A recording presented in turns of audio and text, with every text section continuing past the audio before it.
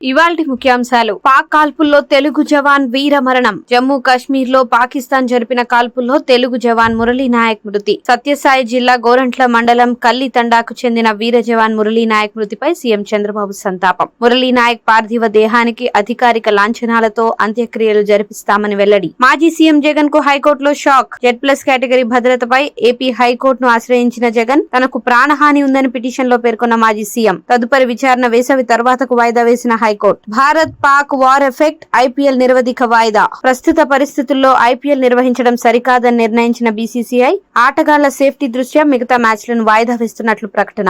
భారత్ తో యుద్ధం. ఆర్థిక కష్టాల్లో పాకిస్తాన్. భారత్ తో తీవ్ర ఉద్రిక్తతల నడుమ మరిన్ని రుణాల కోసం పాకులాట.